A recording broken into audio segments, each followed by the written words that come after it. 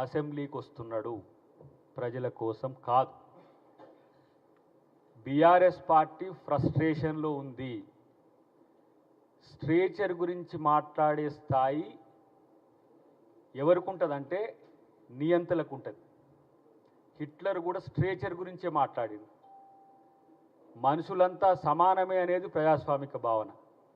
నేను చాలా గొప్ప, నా స్ట్రేచర్ ఉన్న వాళ్ళు ఎవరూ లేరనుకోవడం అనేది అహంభావం. హిట్లర్ కూడా ఏం చేసిండు, గోబెల్ అంటోని అబద్ధాలను ప్రచారం చేయడానికి ఒక మంత్రినే పెట్టిండు. ఇవాళ కేసీఆర్ చేస్తున్నది కూడా అదే. ఇవాళ జగదీష్ రెడ్డి చేసిన పని అదే. ఆయన ఆస్కార్ లెవెల్లో నటిస్తున్నాడు. 9 సంవత్సరాల అధికారంలో ఉండి ఎస్ఎల్బీసీ 8 కిలోమీటర్లు మీరు 300 కోట్లు తవ్వలేదు. మరి మీకు ఏడుపెట్లు వస్తున్నది?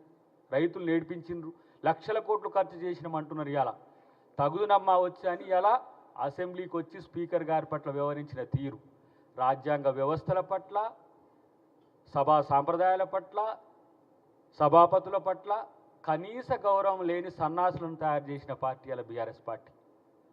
మీరు అనుకుంటున్నారు తెలంగాణ ఉద్యమంలో మేము తెగించి కొట్లాడినాం, మాకు నోరుంది, మేము ఏమైనా చేయొచ్చు అంటే, ఇగో ఇక్కడ ఉన్నాం.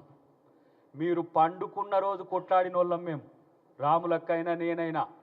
నా పార్టీ తెగించి తెలంగాణనిచ్చి ఒక ఆంధ్రప్రదేశ్లో పార్టీ అధికారాన్ని పోగొట్టుకున్నది.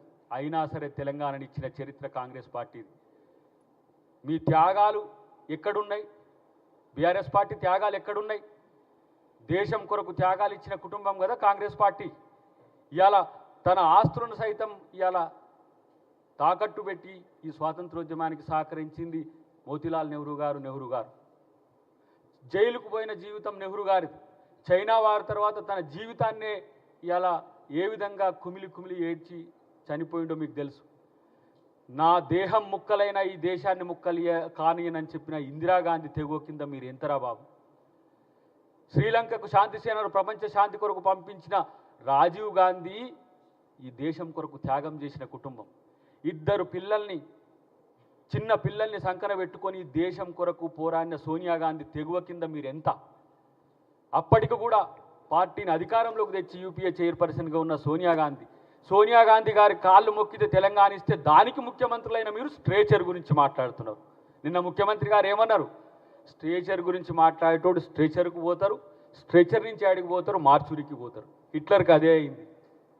స్ట్రేచర్ గురించి మాట్లాడి హిట్లర్ ఏమైంది తెలుసా? చివరికి తనను తాను కాల్చుకొని చచ్చిండు కేసీఆర్. గుర్తుపెట్టుకో, నియంతల జీవితం చివరికి ఎక్కడికి వస్తుందో అది. ఫాల్స్ ప్రిస్టేజ్కి పోకు. నీకు అధికారం ఇచ్చిన రోజేమో అందలం ఎక్కి కూర్చొని అందరినీ కూర్చోబెట్టి ఇలా స్పీకర్లను గౌరవించిండ్రా? మీరు ప్రజాస్వామ్యాన్ని గౌరవించిండ్రా? ఒక దళితుడైన సిఎల్పి నాయకుడుగా ఉన్న బట్టి గారి యొక్క అధికారాన్ని తీసేసింది ఎటుపోయింది? సంపత్ గారిని, వెంకటరెడ్డి గారిని డిస్మిస్ చేసే హక్కు మీకు లేకుండా చేసిన రోజు ఎటుపోయింది? ఇలా మీకు ప్రజాస్వామ్యం గురించి గుర్తొస్తున్నది, మీకు ప్రజలు గుర్తొస్తున్నారు, మీకు నటులు ఇవాళ మీరు ఎట్లా నటిస్తున్నారో చూస్తున్నాం. కొంతమంది మీడియాలో కొంతమంది ఉన్న వాళ్ళని తీసుకొని పోయి మీరు నెలకు ₹1 కోటి ఇచ్చి బ్లాక్ మైకులు పెట్టించి ఇలా ముఖ్యమంత్రి గారిని తిట్టిస్తున్నారు. సిగ్గనిపించట్లేదా మీకు? మీరు తెలంగాణ ఆత్మగౌరవాన్ని, తెలంగాణ అస్తిత్వాన్నా? ఇలా బీఆర్ఎస్ పార్టీలో తెలంగాణ వాదం ఎక్కడిది? తెలంగాణ రాష్ట్ర సమితి అనే పదమే తీసేసి భారత రాష్ట్ర సమితిని పెట్టుకున్న దద్దమ్మలు మీరు. మీకు తెలంగాణ గురించి మాట్లాడే నైతిక హక్కు ఎక్కడి? బడికి రానోడు ఇలా పాఠాలు చెప్తున్నాడు, అసెంబ్లీకి రానోడు ఇలా నల్లికుట్ల వేషాలు వేసుకుంటా సన్నాసులతో, దద్దమ్మలతో ఇలా ముఖ్యమంత్రి గారి నుంచి మొదలు పెడితే స్పీకర్ గారి వరకు ఇట్లా చేస్తున్న విషయం గుర్తుపెట్టుకొని తస్మాత్ జాగ్రత్త. తెలంగాణ సమాజం మీ స్ట్రేచర్ను పాతాళంలోకి తొక్కింది. నీలాంటి నియంత్రణను తొక్కి ఇలా రాహుల్ గాంధీ గారి నేతృత్వంలో రేవంత్ రెడ్డి గారు ఈ రాష్ట్రానికి ముఖ్యమంత్రిగా అయ్యింది. నీకు ఇంత క్రెడెన్షియల్స్ ఉన్నాయి, నేను తెలంగాణ తెచ్చిన, అది తెచ్చిన అని చెప్పి గఫాలు కొట్టుకున్నారు కదా. ప్రజలు ఎందుకు మిమ్మల్ని ఓడగొట్టినరో కనీసం ఆత్మపరిశీలన చేసుకోలేని, సిగ్గులేని మీ బతుకులకు ఇవాళ స్పీకర్ గారిని అనే స్థితి వచ్చిందా? దళితుడిని ముఖ్యమంత్రి చేస్తా అన్న నువ్వు ఇలా దళితుడు స్పీకర్గా ఉంటే కూడా ఓర్వలేని స్థితిలో మీ పార్టీ పరిస్థితి వచ్చింది. కాబట్టి మిత్రులారా, ఈ అవకాశం నాకు పార్టీ సుదీర్ఘకాలం నేను పనిచేసిన తర్వాత నన్ను గౌరవించి నా కుటుంబాన్ని నన్ను ఒక మంచి దృష్టితో చూసి నాకు ఇచ్చింది పార్టీకి. నా సేవలు మహేష్ కుమార్ గౌడ్ గారు ఎప్పుడు ఇచ్చినా నేను పార్టీకి నేను సహకరిస్తూనే ప్రభుత్వంలో తెలంగాణ అమరవీరుల యొక్క ఆకాంక్షల్ని, తెలంగాణ ఉద్యమకారుల యొక్క ఆకాంక్షల్ని, తెలంగాణ సమాజపు ఆకాంక్షల్ని ప్రభుత్వం దృష్టికి తీసుకుపోవడమే కాకుండా పేదల గొంతులుగా, యువత గొంతులుగా, మహిళా ఇతరత్ర ఎవరైతే బాధితుల గొంతులుగా మేము ఉండడానికి ఇలా మేము ముందుకొస్తాం. సామాజిక న్యాయానికి పెద్దపీట వేసే కాంగ్రెస్ పార్టీ, ఎందుకంటే నేను ఆ రోజు కూడా చెప్పిన, చివరిగా ఒక్క మాట చెప్పి ముగిస్తా. తెలంగాణ ఉద్యమంలో మేము పాల్గొన్న రోజు తెలంగాణ ఇవ్వకపోతే అమ్మ మళ్ళీ మేము బజార్లకు వచ్చి కొట్టాడాల్సి వస్తుంది, మీరు తెలంగాణ ఇవ్వమని మేము అడిగితే, తెలంగాణ ఇచ్చిన తర్వాత జాయింట్ యాక్షన్ కమిటీ వాళ్ళందరినీ పిలిచి ఆమె మీరు రాజకీయ భవిష్యత్తును మాతో చూసుకోండి, మేము అవకాశాలు కల్పిస్తామంటే, అమ్మ మీరు తెలంగాణకు జీవితం ఇచ్చిన వాళ్ళు మా జీవితాలను మీకు మీ పార్టీకి ఇస్తామని చెప్పి వచ్చినాం. మాకు అవకాశాలు ఇచ్చింది, ఎమ్మెల్యేగా పోటీ చేయడానికి అవకాశాలు ఇచ్చింది.